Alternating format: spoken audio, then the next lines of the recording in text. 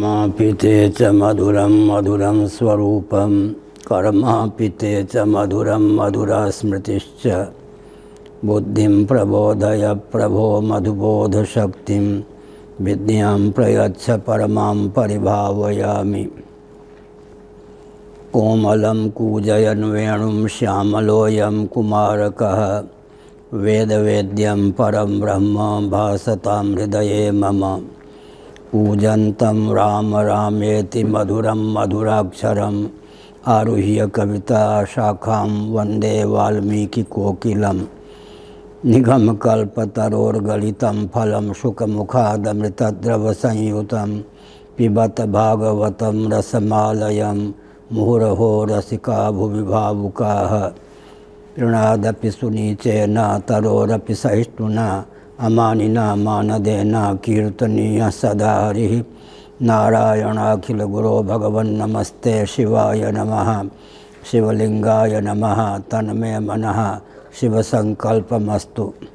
सर्वे भवन्तु सुखिनः।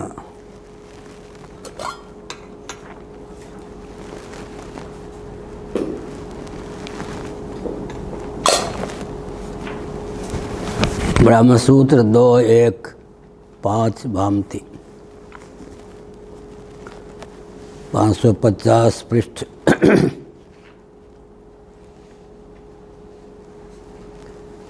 भोक्तॄणामुपकार्यत्वाद् भूतेन्द्रियाणां चोपकारकत्वात् साम्ये च तदनुपत्तेः सर्वजनप्रसिद्धेश्च विज्ञानञ्च विज्ञानम् इति श्रुतेश्च विशेषश्चेतनाचेतनलक्षणः प्रागुक्तः स नोपपद्यते।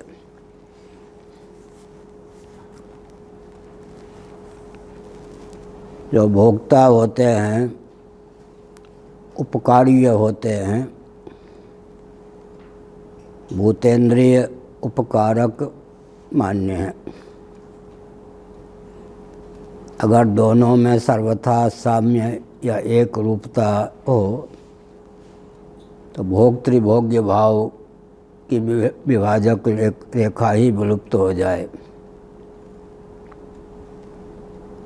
यह सार्वभौम सिद्धांत है। सर्वजन प्रसिद्ध तथ्य है कि भोक्ता और भोग्य का विभाग, क्षेत्र और क्षेत्रज्ञ का विभाग सिद्ध है, नहीं तो व्यवहार की अनुपपत्ति हो जाएगी, व्यवहार ही सिद्ध नहीं होगा। इस तथ्य को व्यक्त करने के लिए विज्ञानम तैत्तरीय उपनिषद है, विज्ञान और अविज्ञान दो शब्दों का प्रयोग किया गया है। चेतन और अचेतन, भोक्ता और भोग्य।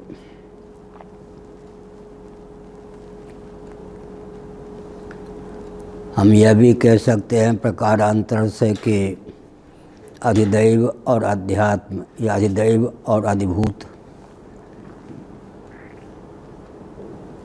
इति श्रुतेश्च विशेषश्चेतना चेतन लक्षण प्रागुक्ता स नोपपद्यते। अगर हम सर्वथा अचित प्रधान को ही जगत कारण मानेंगे, जैसा कि सांख्यवादी मानते हैं, तो प्रकृति के कार्य भोग्य ही सिद्ध होंगे। फिर भोक्ता या चेतन की अनुगति प्रपंच में संभव नहीं होगी। एक विचित्र बात है कि भाष्यों में यह भी कहा गया है,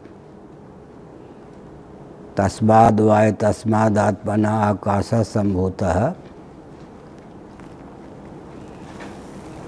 आकाश, वायु, तेज, जल, पृथ्वी ये आत्मा या परमात्मा के कार्य सिद्ध होते हैं साक्षात और परंपरा से। इस प्रकार जीव परमात्मा का कार्य कहीं भी माना नहीं गया। औपाधिक धरातल पर जीव परमात्मा का कार्य नहीं है, अंश सदृश है। जहाँ अग्नि विस्फुलिंग का दृष्टांत है वहाँ भी अंशी और अंश ही ग्रहण करना चाहिए। वहाँ भी उपादान उपादेय भाव की सिद्धि नहीं होती। लेकिन कठोपनिषद के अनुसार आत्मेन्द्रिय मनोयुक्तम भोक्तेत्याहुर्मनीषिणः, देहेंद्रिय प्राणांतःकरण के योग से चेतन जीव में भोक्तृत्व प्राप्त है। भोक्ता और भोग्य दोनों का संवेद स्वरूप ही संसार है। केवल भोक्ता ही हो तो फिर काम कैसे चले? भोग्य तो होना चाहिए, और केवल भोग्य ही हो तो भोग्य की सार्थकता भोक्ता के बिना कैसे? अन्न भी चाहिए, अन्नाद भी चाहिए, तब तो काम चलेगा ना। अन्न ही हो तो अन्न किसके लिए? अन्नाद हो और अन्न न हो तो अन्नाद माने अन्न का सेवन करने वाला। अन्न और अन्नाद दोनों का विभाग देखा जाता है। भोक्ता और भोग्य दोनों का विभाग देखा जाता है। दृष्टा और दृश्य दोनों का विभाग देखा जाता है।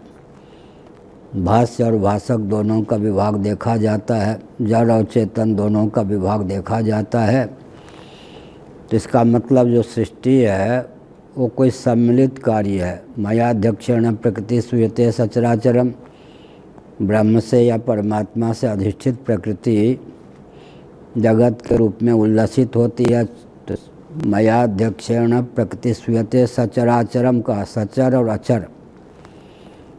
मम योनिर्महद् ब्रह्म तस्मिन् गर्भम दधाम्यहम संभव सर्वभूतानां तत्त्वो भवति भारत। इसका मतलब चर और अचर दोनों ही। तो चर जो है जंगम वो आत्मा की परंपरा से है, अधिष्ठान की परंपरा से है, ब्रह्म की परंपरा से है। अचर प्रकृति की परंपरा से है। जीवन में सुख दुख मोह की प्राप्ति होती है, वो सत्व रजस तमस की परंपरा से है। सुख की प्राप्ति सत्वगुण के उच्छलित होने पर, उद्दीप्त होने पर संभव है। दुख की प्राप्ति रजोगुण के उच्छलित होने पर, मोह की प्राप्ति तमोगुण के उच्छलित होने पर।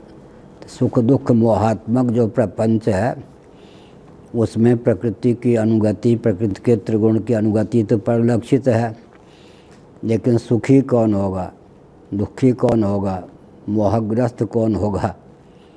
भोक्ता होगा ना। कार्यकरण कर्तृत्व हेतु प्रकृति रुच्यते, पुरुषा सुख दुखा नाम भोक्तृत्व हेतु रुच्यते। कार्यकरण कर्तृत्व हेतु प्रकृति रुच्यते, पुरुषा सुख दुखा नाम भोक्तृत्व हेतु रुच्यते। इसका मतलब भोक्ता भी चाहिए, भोग्य भी चाहिए, चर भी चाहिए, अचर भी चाहिए। अगर केवल प्रकृति को ही उपादान मान लेंगे, क्योंकि सांख्यों के यहाँ पुरुष तो जगत बनाता नहीं है, न बनता है, ईश्वर की स्वीकृति नहीं है। पुरुष प्रकृति ही निमित्त भी है, प्रकृति ही उपादान भी है। यद्यपि जड़ वस्तु में ईक्षण मुख्य रूप से संभव ही नहीं है, लेकिन सांख्यों का यह प्रलाप है। ऐसी स्थिति में अचित जो प्रधान या प्रकृति या व्यक्त है, तन्मूलक ही सृष्टि को मानेंगे तो भोक्ता भोग्य अधिदैव अध्यात्म यह सब विभाग सिद्ध नहीं होगा।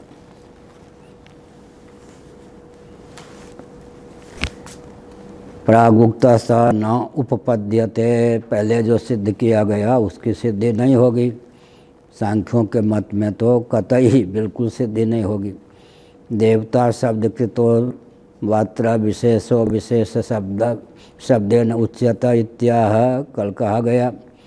देवता शब्द कृतो वात्र विशेषो विशेष शब्देन उच्यते इत्याह, अथवा पक्षांतर लेते हैं वा अत्र। यहाँ पर देवता शब्द को लेकर विशेषता की निष्पत्ति होती है, यह समझना चाहिए। क्या अर्थ हुआ? जीव तो देवता से ऊपर है, जीवाधिष्ठित देवोद्भासित यह प्रपंच है। जीवाधिष्ठित देवोद्भासित यह प्रपंच है। तो जीव तक सीधे गति न जाए तो अधिदैव परक है, विज्ञान और अविज्ञान। इसका मतलब है अधिदैव को हम चेतन मानते हैं, भले ही जीवाधिष्ठित अधिदैव में उद्भासकता सिद्ध है, लेकिन आरोहक क्रम से हम विचार करते हैं तो विषय और इंद्रिय या विषय और करण, विषय करण, इन दोनों में चेतनता की सिद्धि नहीं होती है। विषय की अपेक्षा चेतनता सकल एक एक सचेता, विषय की अपेक्षा चेतनता किसी अंश में कर्णग्राम में है, नहीं तो ग्राही और ग्राहक कौन बने।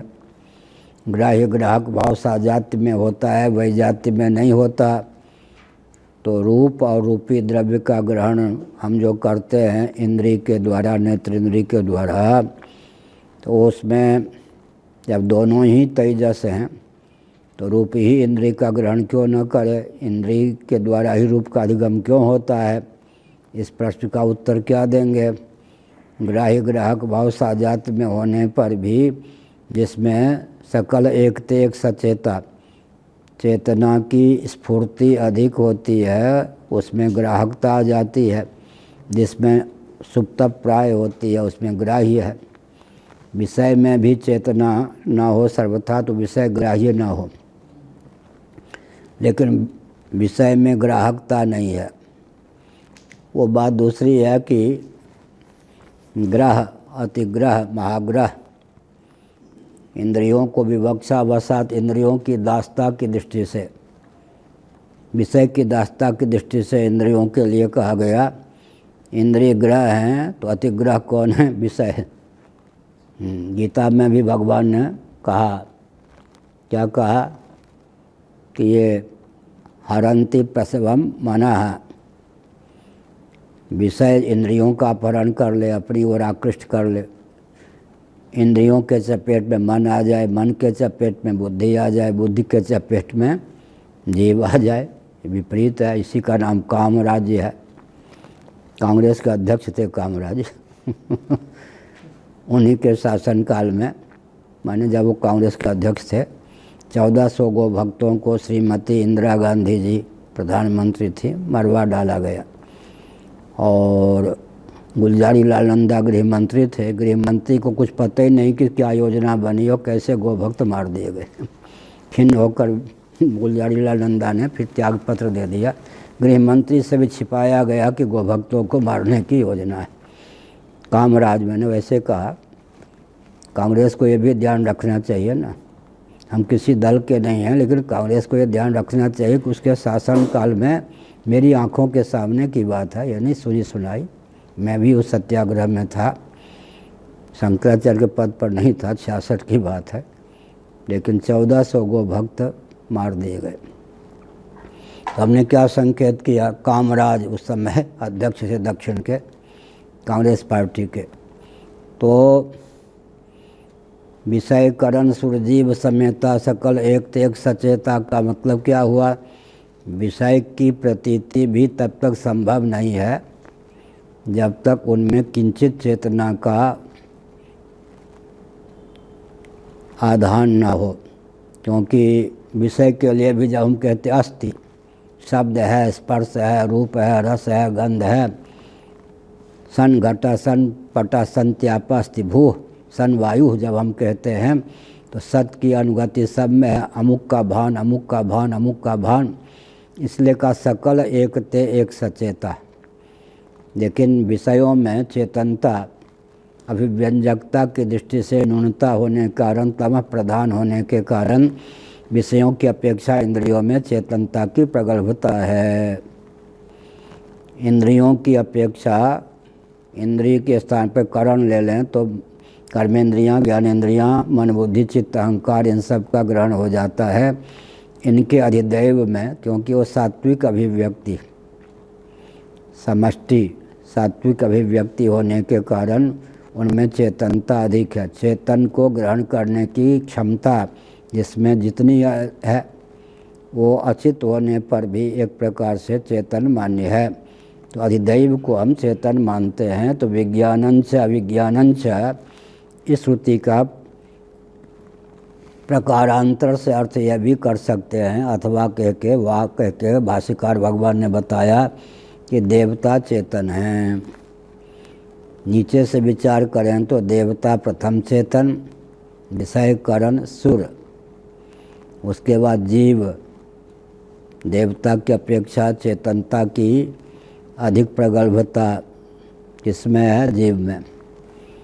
तो जीव की अपेक्षा ईश्वर में। लेकिन साक्षात चित धातु तो केवल निरुपाधिक ब्रह्म तत्व है। सबकर परम प्रकाशक जोई, राम अनादि अवधपति सोई, यह कहा। विषय बहुत बढ़िया पंक्ति। अब जो जिसको दर्शन शास्त्र का ठीक से ज्ञान नहीं है, पाठ तो कर लेगा, इन पंक्तियों का अर्थ नहीं लगा सकता। रामचरितमानस भी नाना पुराण निगमागम सम्मतम यत्। अब कथावाचकों के श्री मुखारविंद से कथा ही गान का रूप धारण कर ले, कथा कुछ आ जाए, दर्शन भाग तो वो खोल ही नहीं सकते, क्योंकि परंपरा से दर्शन का उन्हें अध्ययन नहीं होता है। इसलिए कहा।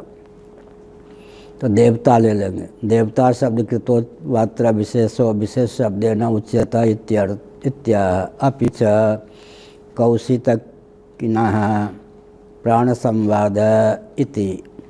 प्राण संवाद में कौशितकी उपनिषद के जो जानकार हैं, कौशितकी उपनिषद ने प्राण संवाद का उल्लेख किया है। प्राण संवाद का अर्थ है यहाँ पर इतिहास नहीं है, यहाँ पर सुखपूर्वक वस्तु स्थिति को अधिगम कराने के लिए आख्यायिका है। भगवान शंकराचार्य महाभाग भाष्यों में जगह जगह लिखते हैं, जहाँ इतिहास है वहाँ इतिहास है, और जहाँ पर केवल आख्यायिका है। रामलाल ने 25 रुपये किलो गेहूँ खरीदकर श्यामलाल को 30 रुपये किलो गेहूँ श्यामनगर में दिया। यहाँ कोई ज़रूरी नहीं है कि रामलाल रहा हो, श्यामलाल रहा हो, गेहूँ की उतनी कीमत रही हो, बेचा हो।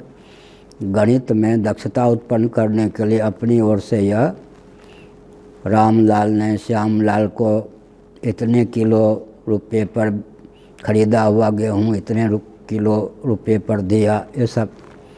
इसका मतलब यहाँ पर कोई इतिहास हो ऐसी बात नहीं।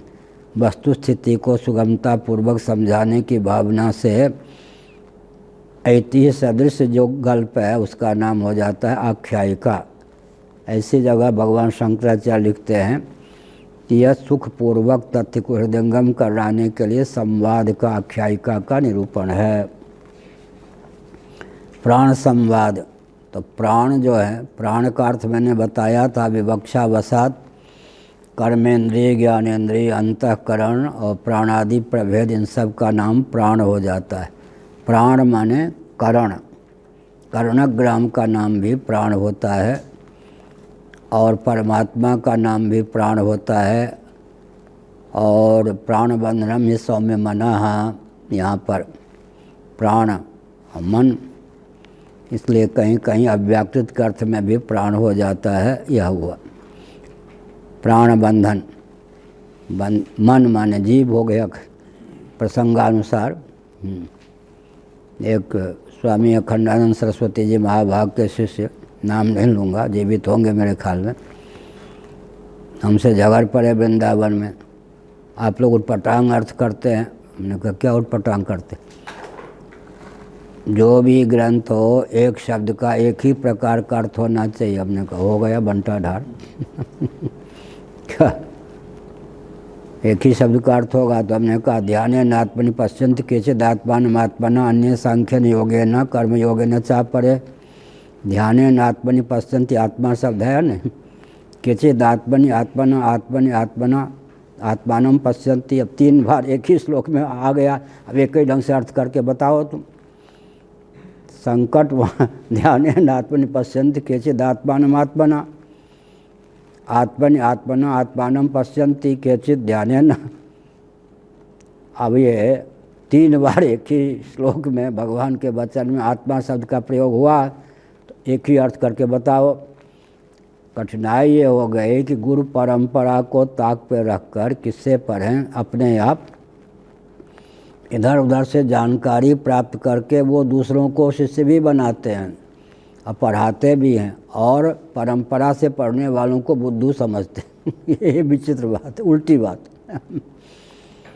एक शब्द का एक ही प्रकार से अर्थ होना चाहिए। अब कैसे होगा भाई? यहीं पर मैंने एक उदाहरण दिया कि आत्म शब्द का प्रयोग किया गया एक ही श्लोक में 3 बार, तीनों जगह अर्थ एक ही शब्द 3 बार, तीनों जगह आत्मा का अर्थ पृथक पृथक करना होगा या नहीं? तदात्मन्येव वशम नयेत, गीता के दूसरे अध्याय में, 6ठे अध्याय में यह भी है, ऐसा है। तो यहाँ पर भी समझना चाहिए कि प्राण बंधनम ही सौम्य मना। जब प्राण शब्द का कौशिकी के उपनिषद में प्राण संवाद का उल्लेख है, वहाँ प्राण का अर्थ है करुणग्राम। लेकिन करुणग्राम आपस में विवाद कैसे कर सकते हैं, अपने अपने उत्कर्ष का ख्यापन कैसे कर सकते हैं? प्राण की लक्षणा करेंगे करुणग्राम में, करुणग्राम से उपलक्षित कौन हो जाए कि लक्षणा करेंगे अधिदैव में, क्योंकि चेतन का संवाद हो सकता है, जड़ जड़ का संवाद नहीं हो सकता। इस प्रकार से प्राण का अर्थ हो गया करुणग्राम, लेकिन वो करुणग्राम भी आपस में विचार विमर्श विवाद कैसे करेंगे, अपने अपने उत्कर्ष का ख्यापन कैसे करेंगे? तो फिर अर्थ में क्या करना पड़ेगा? देवता, ऐसा है, अधिदैव तक पहुंचना पड़ेगा कौशिकी ब्राह्मणोपनिषद के अनुसार।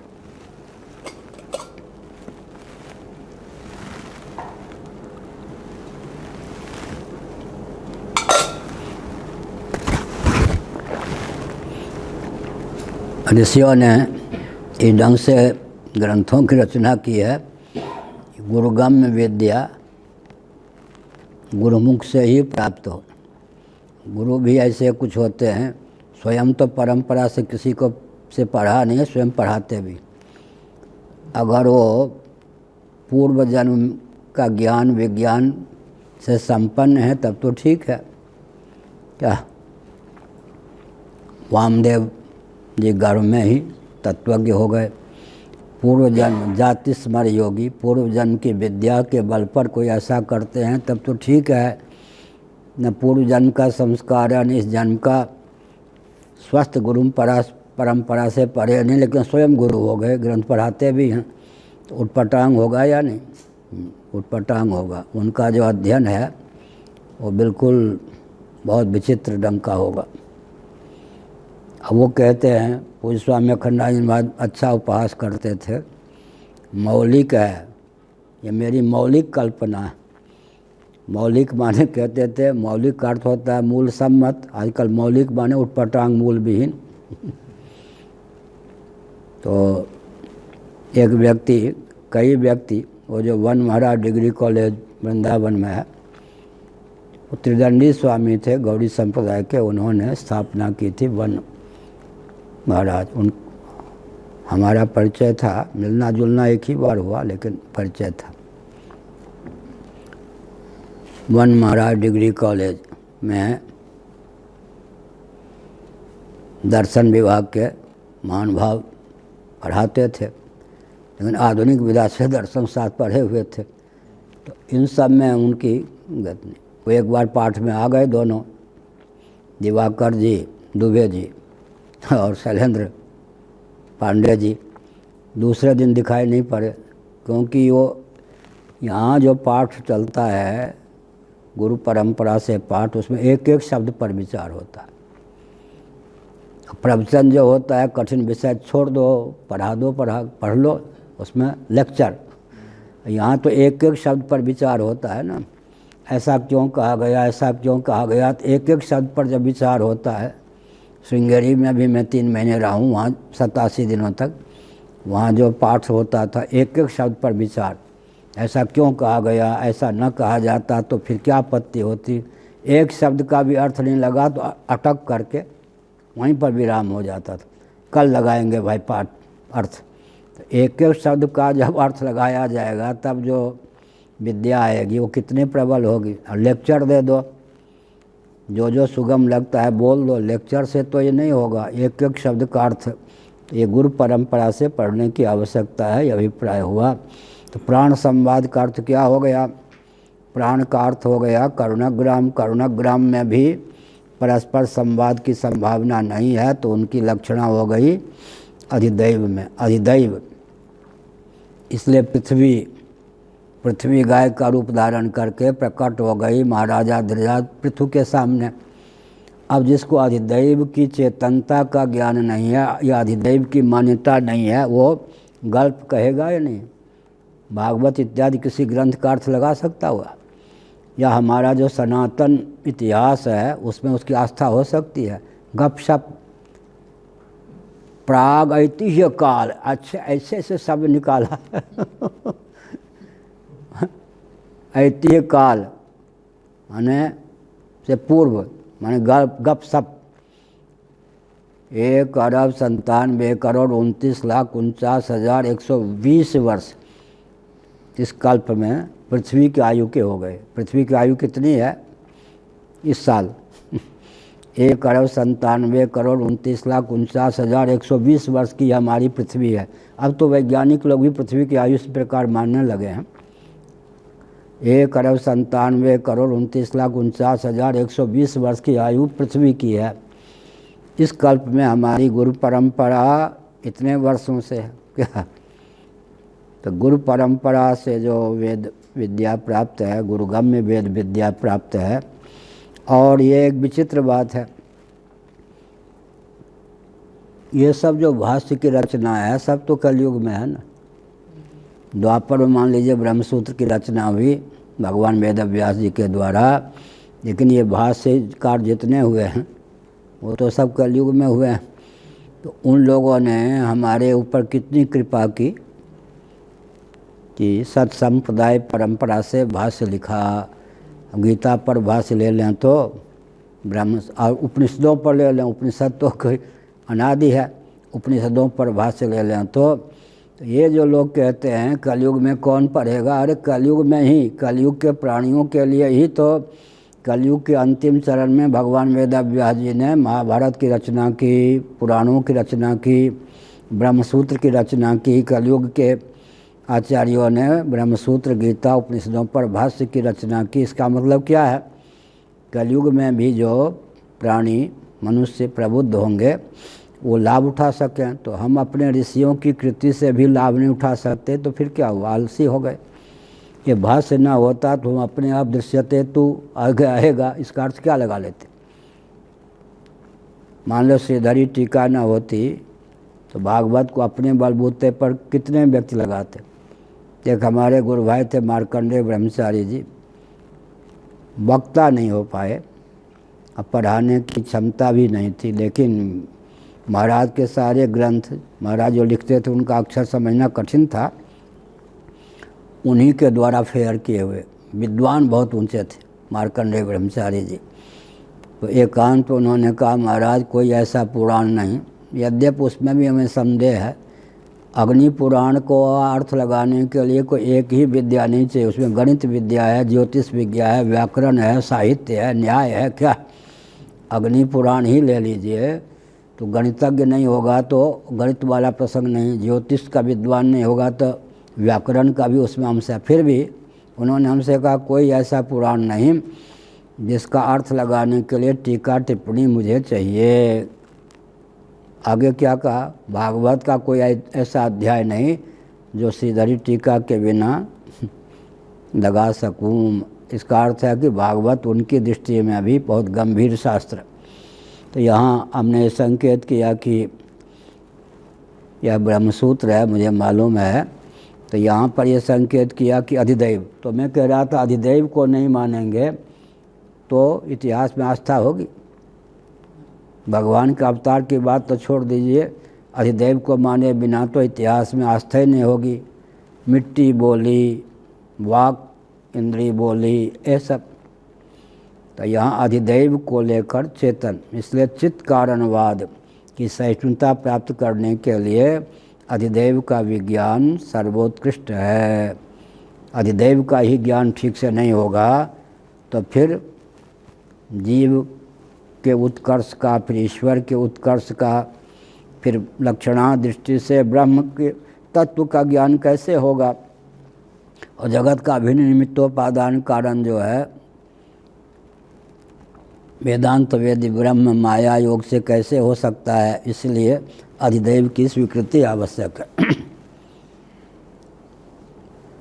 अनुगतिम व्याचष्टे अनुगताश्च इति, चेतन की भी अधिदैव रूप से अनुगति संसार में है। उस अनुगति को स्वीकार नहीं करेंगे तो विज्ञानंच, इतना अंश तो श्रुति का तैतरी का लगेगा ही नहीं। और व्यवहार में भी देखा जाए कि अन्न हो अन्नाद ना हो, आसन हो आसन पे बैठने वाला ना हो, क्या होगा। भोग्य हो भोक्ता ना हो, क्या हो। दृश्य हो दृष्टा ना हो, और दृष्टा हो दृश्य ना हो, भोक्ता हो भोग्य ना हो, ये तो संभव नहीं ना। तो दोनों के योग से व्यवहार चलता है। जड़ चेतन दोनों के योग से चलता है। तो फल बल कल्प सिद्धांत है। फल के बल पर कल्पना करने योग्य सिद्धांत का नाम क्या हुआ, फल बल कल्प। ये गुरुदेव, पूज्य गुरुदेव ने यह शब्द कहा था, मैंने याद कर लिया। उनके मुख से एक एक शब्द निकलता था तो बिल्कुल दत्त चित्त होकर, पता नहीं वो शब्द दोबारा निकले या नहीं निकले। ये भी है। एक महापुरुष का मान लीजिए हमने 10 साल प्रवचन सुना, 5 साल सुना, कोई ऐसा शब्द है जो एक ही बार इतने दिनों में वो बोले। ये भी जरूरी नहीं है कि कोई महापुरुष एक शब्द को 1000 बार बोल दें। वो 10-10 साल में एक शब्द को ऐसा होता है जो पहली बार उनके मुख से निकलता है, ऐसा भी है। तो फल चौर्य सनातन धर्म में नहीं है। एक बार महाराज के मुखारबिंद से निकला था, वो हम भूल जाते तो भूल ही जाते। बहुत से शब्द हैं बार बार निकलते ऐसे। इसका मतलब है कि एक एक, जैसे चातक एकदम स्वाति नक्षत्र के जल के बिंदु को ग्रहण करने के लिए तत्पर, वैसे ही एक शब्द भी अगर निकल गया तो निकल ही गया, फिर दोबारा आवे ना आवे, मिले या ना मिले, ऐसे। जो भोक्ता कौन कौन अच्छा आप बोल रहे हैं। दृष्टि से जो भोक्ता होता है वो भी भोग्य हो जाता है स्वयं। जैसे विषय तो भोग्य है ही, और इंद्रिय कभी कभी भोक्ता भी हो जाता है, कभी भोग्य भी हो जाता है। इंद्रिय में जो भोक्तृत्व है वो स्वतः है या इंद्रिय में भोक्तृत्व किस कैसे है, चेतन की तो फिर हो गया ना। शरीर में हलचल कैसे है। दिव्या कॉलेज दिल्ली में है, तो अनुसंधान करने वाले डॉक्टर बनने वाले व्यक्ति थे। तो शव मर गया था कोई व्यक्ति, उसके शव के पास थे। वो शरीर को ऐसे टटोल रहे थे, शरीर फूलने से वो यूँ हो गया। वो सब बच्चे लोग विद्यार्थी जो सीख रहे, अरे राम भूत आ गया भूत आ गया भूत आ गया। बिल्कुल सच्ची घटना है। उन दिनों में तिबिया कॉलेज में ही दिल्ली में रहता था।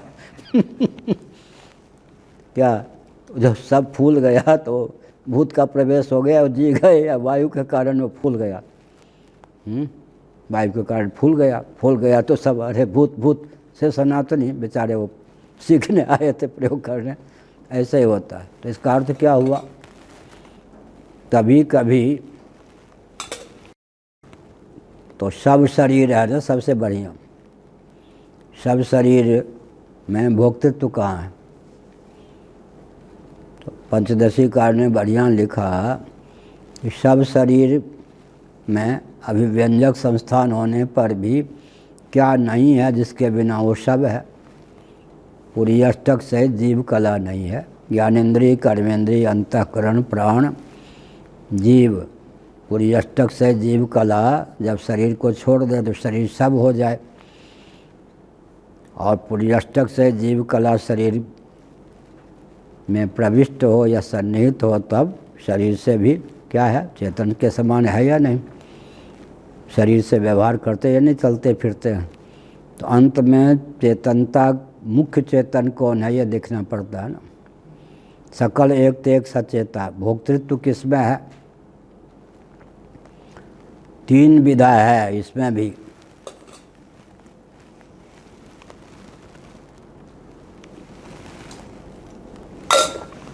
गीता के 13वें 14वें 5वें अध्याय आदि के आधार पर बोलते हैं तीन विधा है। निरूपण की कितनी विधा हो गई,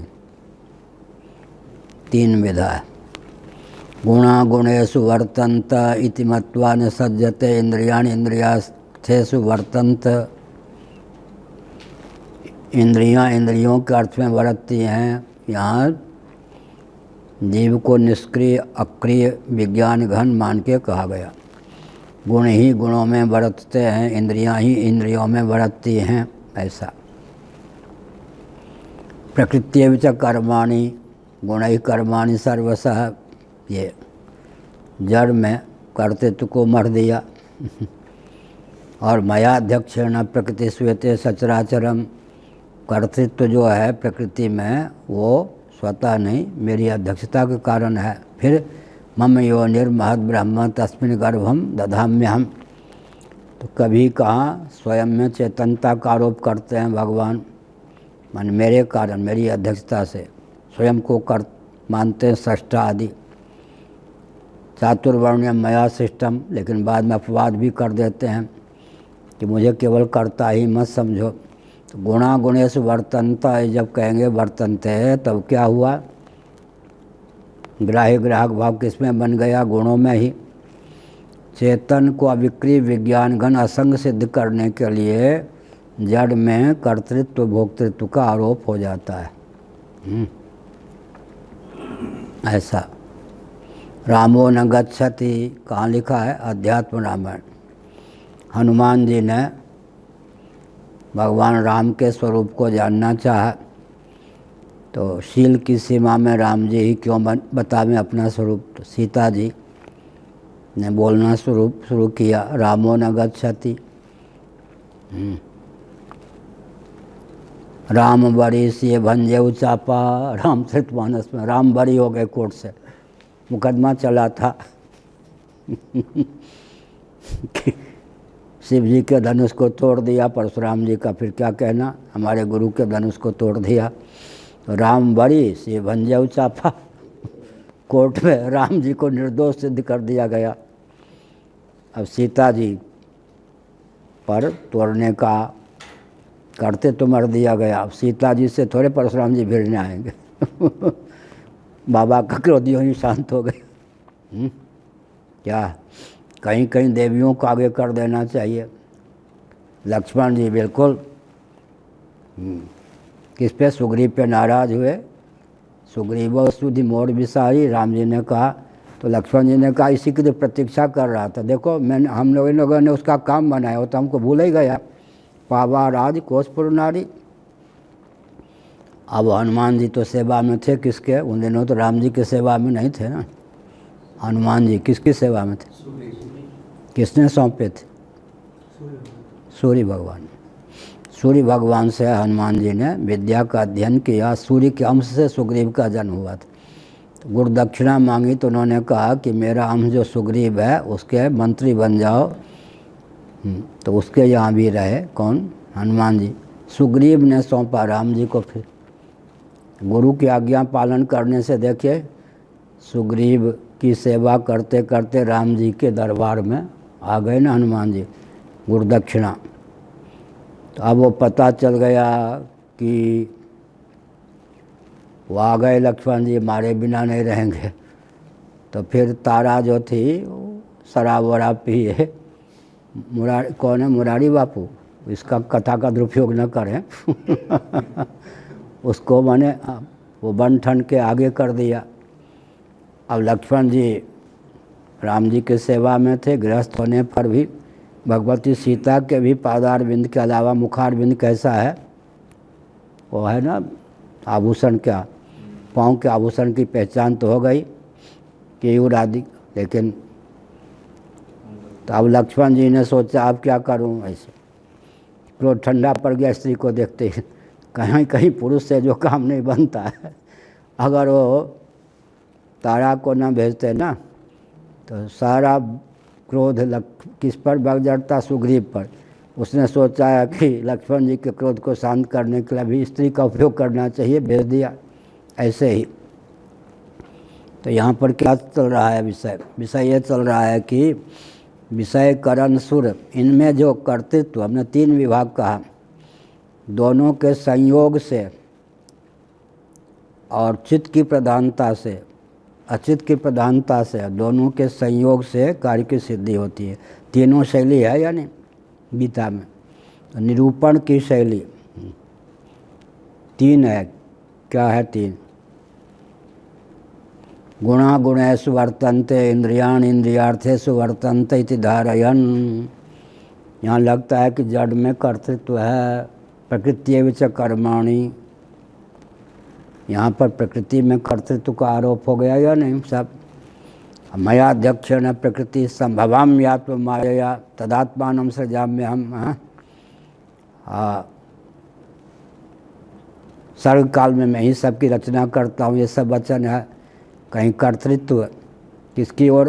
भगवान अपनी ओर कर्षित करते हैं, कभी प्रकृति की ओर, गुण की ओर कर देते हैं, कभी जीव की दृष्टि से इंद्रियों की ओर कर देते हैं, कभी संयोग को लेकर। 3 प्रकार की शैली हो गई ना। तीनों प्रकार की शैली को हृदयंगम करने पर आत्म चैतन्य से, आत्म तत्व से अधिष्ठित क्या है?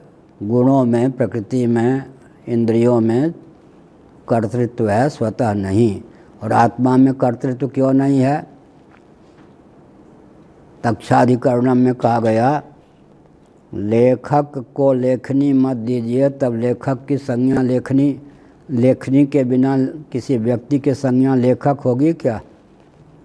नहीं ना। कर्तृधिकरणम, छैनी ना दें तो छिदिक क्रिया का कर्तृत्व देवदत्त आदि में बनेगा क्या? तो करण को लेकर कर्तृत्व की सिद्धि हो गई। तत्व के शोधन की 3 प्रक्रिया है। पहले चेतन के महत्व को जानने के लिए कौन सी है?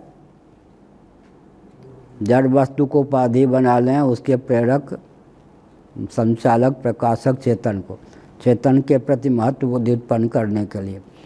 फिर कर्तृत्व भोक्तृत्व से चेतन को मुक्त करने के लिए सब डाल दें किस पे? जड़ वस्तु पे, इंद्रिय पे, गुण पे, प्रकृति पे। 2 प्रक्रिया हो गई। तीसरी प्रक्रिया हो गई कि आध्यासिक संयोग से प्रकृतिम पुरुषं चैव विध्यनादि भावपि यावत् संजायते किंचित सत्वम स्थावर जंगमम क्षेत्र क्षेत्र के संयोगा तद विधि भर्तरसभ। क्षेत्र, मूल क्षेत्र कौन है? प्रकृति। मूल क्षेत्र कौन है? पुरुष। दोनों का संयोग हो सकता है क्या? संयोग, हाँ हाँ बनेगा। कैसे? भगवान ने कहा इसलिए। हाँ, और क्या? क्षेत्र क्षेत्र के संयोगात का ना, क्षेत्र और क्षेत्र के संयोग से। सावयव सावयव का संयोग होता है, या सावयव निरवयव का, या निरवयव निरवयव का? सावयव और निरवयव का भी संयोग नहीं होगा। निरवयव निरवयव का संयोग तो ही कैसे सकता है? सावयव सावयव का संयोग होता है। प्रकृति सावयव है या निरवयव? वहाँ। अब पुरुष, अगर प्रकृति को सावयव भी मान लें तो पुरुष तो निरवयव है, तो अभी संयोग नहीं बनेगा। दोनों को निरवयव माने तो संयोग बनेगा नहीं। लेकिन भगवान का वचन है, अर्थ लगाए। एक गुरुजी बड़े कृपालु थे। वो 64 कला है ना, 32 विद्या 64 कला। कहाँ? शुक्र नीति में। एक कला का नाम है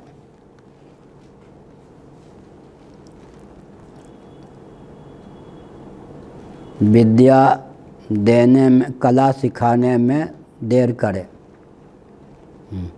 गुरु एक ही दिन सब कला दे देंगे, ठीक नहीं, धीरे धीरे सेवा लेता रहे, योग्य बनाता रहे, धीरे धीरे दे। मुझ में कमी क्या है? पाठ में तो वर्षों का चिंतन किया हुआ, 1 घंटा में ही जितना भगवान बुला देते हैं। तो लोग कहेंगे ऐसे विचित्र हैं, सेवा पाँव नहीं दबाते, फावड़े नहीं। इनकी माता फ़ोन करती होगी कि कहीं मजदूर बना के तो नहीं रखते, कहीं रसोईया तो नहीं बना दिया है कहीं। हम लोग कैसे है, 3-3 घंटे फावड़े चलवाते थे नैमिष वाले, 3-3 घंटे फावड़े। हाँ, बड़ी विकट। फिर एक ऐसा ज्ञान दूंगा, 1 क्षण में तुम मुक्त हो जाओगे। उस पर व्यक्ति 25-25 साल एकदम मजदूर होकर काम करता था। वो ज्ञान मिले या ना मिले, बुरा न मान होली है। ऐसे ऐसे बाबाओं को भी, महापुरुषों को भी मैंने देखा है। सबके पास दिव्यता थी, नहीं तो भगवान भेजते क्यों? भगवान के जब हम भगवान के प्रति समर्पित थे, सर्वतो भावेन, तो भगवान ने जिनके जिनके पास भेजा उनमें कोई दिव्यता थी, उसको ग्रहण करने के लिए वो दिव्यता मैंने ग्रहण की। तो मैंने ये कहा फावड़ा चलाओ, 3-3 घंटे हम लोग फावड़ा चलाते थे। हाँ। फिर ट्यूबवेल यहाँ और जो गौशाला है ना, उसकी अंतिम जगह सीमेंटेड नहीं, गोमती के तट पर बालू की नाली बनी हुई। हाँ, तो ध्रुव जी जरा ट्यूबवेल स्टार्ट कीजिए। स्वयं भी खड़े रहते थे। ठीक है, तो पानी जाना चाहिए। चूहों ने 50 छिद्र कर रखा था, 10 मीटर तो पानी पहुंचाना कठिन था। गौशाला के अंतिम सिरे तो पानी कैसे जाता? अब नया व्यक्ति आवे, सिर खुजला, महाराज बिजली का बिल आता है आश्रम में, 3 घंटे से आप चला रहे, वहाँ तक तो क्या 10 मीटर तक वो पानी। तुम जो है मेरे शिष्य हो या बिजली के शिष्य हो, ये बताओ। अब इसका उत्तर क्या दे? बिजली फूकती है और पानी वहाँ तक नहीं। एक तो बालू की नाली, उसमें अभी चूहों के द्वारा छिद्र किए हुए, नदी के तट पर 2 फरलांग तो 1 फरलांग तो क्या पानी पहुँचना है। ये 3 घंटे से मशीन चला रहे, हाँ, तो यहाँ से पानी गिरने लगा। ध्रुव जी यहाँ जरा और बालू दीजिए, पानी बढ़ने को रोकिए। हम लोग एकदम 3 घंटे फावड़ा चला रहे हैं, मालूम है कि वहाँ तक तो 3 वर्ष में भी पानी नहीं पहुँचेगा। अगर कोई बोल दे नया व्यक्ति, महाराज इतना खर्च हो रहा है, ये सब बच्चे भी परेशान हैं, आप भी 3 घंटे से लग रहे हैं, यहाँ बिल बंद करो यहाँ। अरे तुम फावड़े के चेला हो या बाघ के चेला हो या मेरे शिष्य हो, जो होता है होने दो। समझ गए ना? तो वो सब इन लोगों से करा में तो एक दिन में कोई दिखे भी नहीं। क्या अर्थ हुआ? इसीलिए लेने में जल्दी करे, देने में झूला झूला कर धीरे धीरे दे। ये 64 कला में एक कला है। लेकिन यहाँ पर क्या है, अब शुद्ध क्या हो गया? तीनों दृष्टियों से असली दृष्टि की प्राप्ति होगी।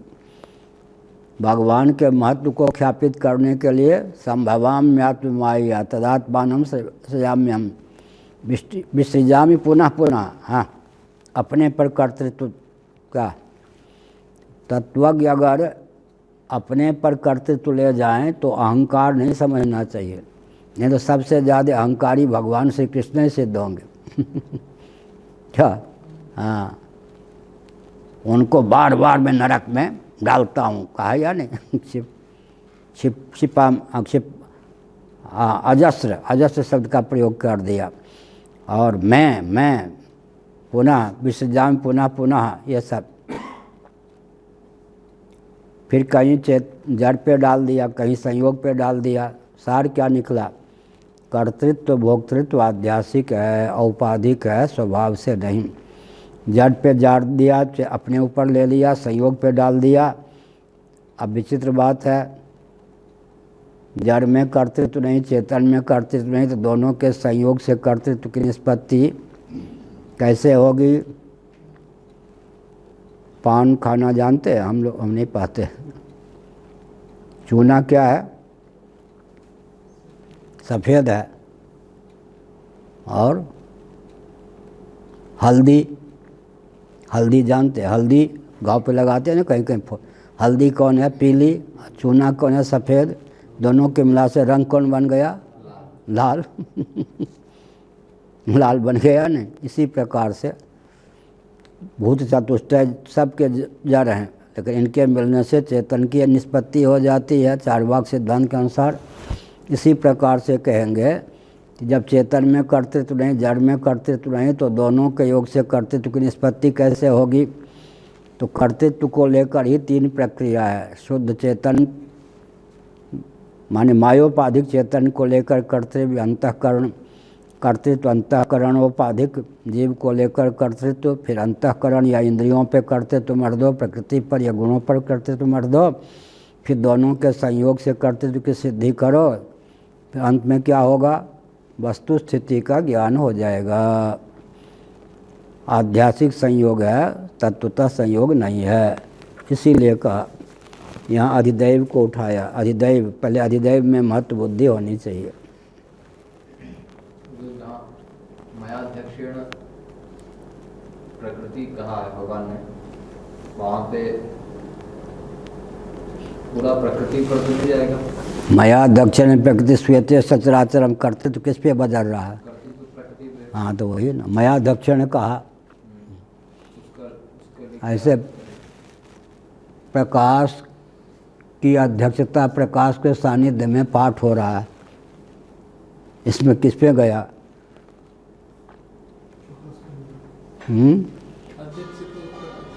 उसमें कर्तृत्व है क्या? सानिध्य से क्या? चुंबक के सानिध्य से लोहे में जो आकर्षण उत्पन्न हुआ या नहीं? तो चुंबक में अभिक्रियता बनी रही या नहीं? लोहे में सक्रियता हो गई, खींच करके चुंबक के साथ के पास चला गया। ऐसे ही भगवान जो हैं उपलब्धित्वम भोक्तृत्वम, भगवान के सानिध्य मात्र से मयाध्यक्षण, भगवान को कुछ, अब जैसे बच्चे प्राइमरी वाले गुरुजी जब तक नहीं आए क्या हो, ऐसे कितने उपद्रव करते। गुरुजी आ गए, बोले या नहीं बोले, छड़ी दिखाए या नहीं, सब के सब बच्चे चुप हो जाते हैं, या नहीं?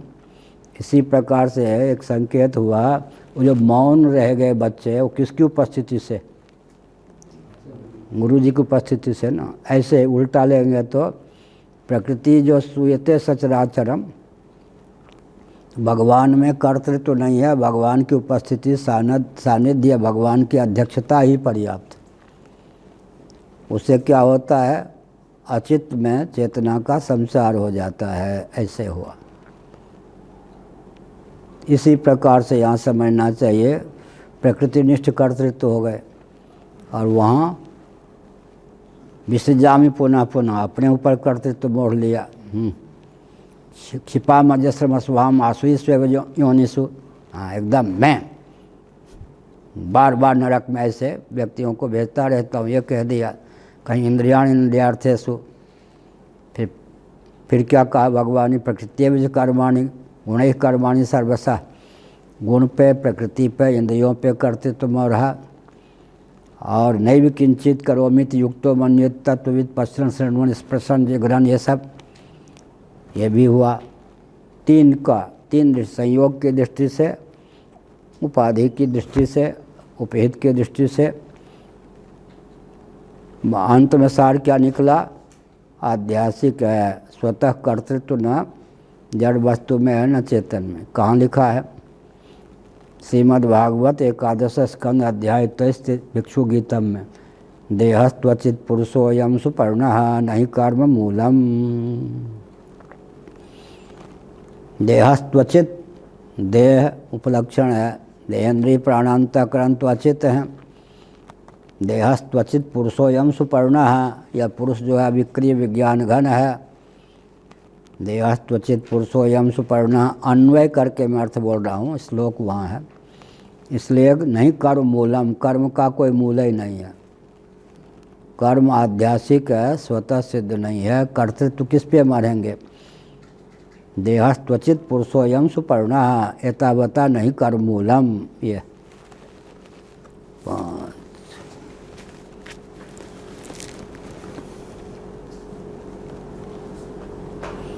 जय स्वामी पढ़ते थे हमसे, तो कहें कि आप जो पढ़ाते हैं हम लोगों के लिए सर दर्द हो जाता है। हमने क्या, ये बीच में बोल दिया करिए कि इतना मैं अपनी ओर से बोल रहा हूँ, इतनी पंक्ति बोल रही है। पंक्ति जो है उसका अर्थ तो आप कर देते हैं, लेकिन ये नहीं कहते अब मैं अपनी ओर से बोल रहा हूँ। कुछ नहीं समझ में आता कि पंक्ति क्या कह रही है, आप क्या कह रहे हैं। दोनों में विरोध तो नहीं है, लेकिन पंक्ति का अर्थ कितना है और आपका चक्रवृद्धि ब्याज वाला अंश कितना है। हाँ, ठीक ही बात कहते थे।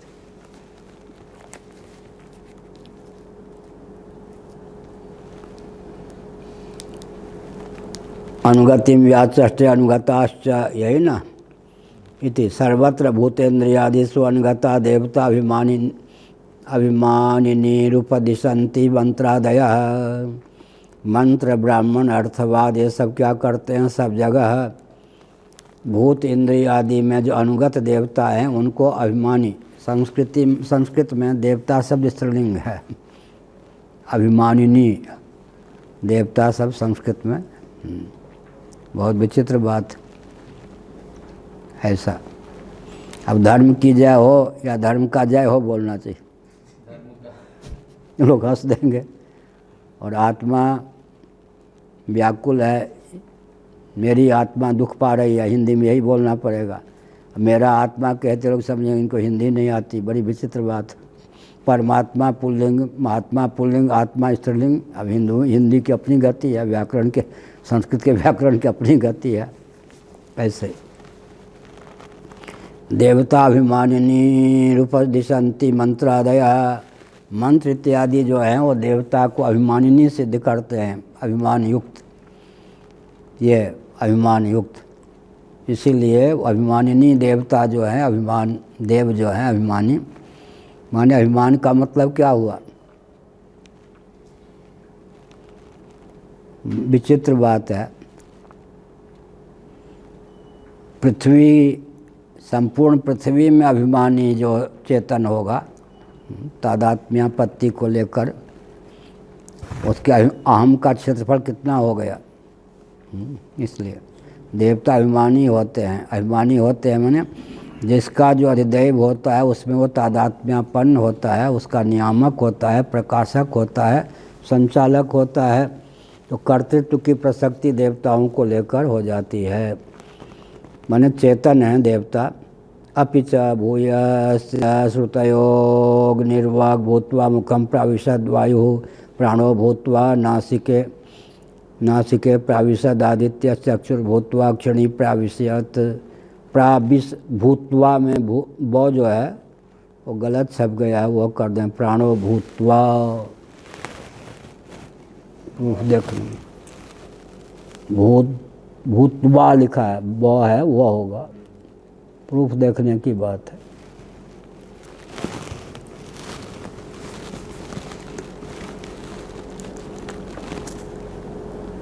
अब ये जो श्रुतियाँ हैं, भूयस्य है, बहुत सी हैं। अग्निर्वाग भूत्वा मुखम प्राविशत, अग्नि देवता ने वाक का रूप धारण किया, मुख में प्रविष्ट हो गए। देवता ही अध्यात्म भी बन गए, आदिभू और अभिव्यंजक संस्थान में प्रविष्ट भी हो गए, ये अर्थ है। अग्नि ही वाक, अतीन्द्रिय वाक इंद्रिय हो गए और मुख गोलक में प्रविष्ट भी हो गए। तो यहाँ पर देवता का उत्कर्ष हो गया। वायु प्राणो भूत्वा नासिके प्राविशत, यहाँ घ्राण इंद्रिय का वर्णन हो गया। वायु जो है वो प्राण होकर नासिका में प्रविष्ट हो गए। नासिकागत जो, नासिका छिद्रगत जो प्राण है उसी का नाम घ्राण हो गया। तो क्या हो गए, वायु। यहाँ वायु देवता प्राण होकर माने घ्राण होकर के कहाँ प्रविष्ट हो गए, नासिका छिद्र में। ऐसा आदित्य चक्षुर्भूत्वा क्षणी प्राविशत इत्यादि, ऐसे आदित्य माने सूर्य भगवान चक्षु, अतीन्द्रिय चक्षु होकर के अभिव्यंजक संस्थान में प्रविष्ट हो गए। तो अधिदैव में क्या विशेषता है? अध्यात्म भी हो जाए और अभिव्यंजक संस्थान में अध्यात्म होकर प्रविष्ट भी हो जाए। ये दोनों योग्यता।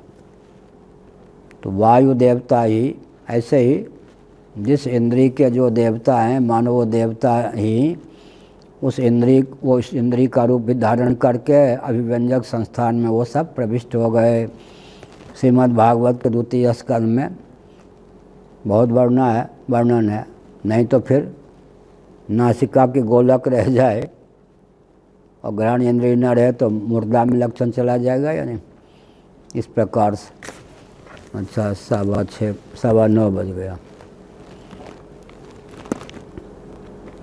इत्यादया इंद्रिय विशेषगता देवता दर्शयन्ति। इस प्रकार जो श्रुतियाँ हैं वो इंद्रिय विशेषगता देवता दर्शयन्ति। क्या करती हैं? इंद्रियों के अतिरिक्त, केवल इंद्रियों नहीं, इंद्रियों के अतिरिक्त विशेषता संपन्न माने चेतना संपन्न, चेतित करने में समर्थ देवता को दर्शाती हैं। इसका अर्थ यह है जहाँ जहाँ अध्यात्म संज्ञक करण में कर्तृत्व प्राप्त है वहाँ वहाँ समझना चाहिए कि अधिदैव कर्तृक है वह। ऐसे ही पृथ्वी बोली का अर्थ है पृथ्वी का अधिदैव बोला, मिट्टी बोली इसका अर्थ मिट्टी का अधिदैव बोला। इस प्रकार यह छड़ी तुम पर बरसना ही चाहती है, मतलब मैं छड़ी का आलम्बन लेकर छड़ी का प्रयोग तुम पर करना ही चाहता हूँ। ऐसा जड़ वस्तु में कर्तृत्व जो है वो गौण है, चेतन कर्तृत्व ही मुख्य है। लेकिन चेतन में सबसे पहले अधिदैव में ही निष्ठा नहीं होगी तो जीव के स्वरूप को ठीक से समझ नहीं पाएंगे। तो यहाँ कर्तृत्व चला गया अधिदैव में, इसलिए बोलना चलना इत्यादि जो है जीवाधिष्ठित अधिदैव कर्तृक, जीवाधिष्ठित अधिदैव कर्तृक तत्त व्यापार की सिद्धि होती है। ओम पूर्णमदः पूर्णमिदं पूर्णात् पूर्णमुदच्यते पूर्णस्य पूर्णमादाय पूर्णमेवावशिष्यते। ओम शांति शांति शांति ही। नारायणाखिल गुरो भगवन् नमस्ते शिवाय नमः शिवलिंगाय नमः। तन्मे मनः शिव संकल्पमस्तु।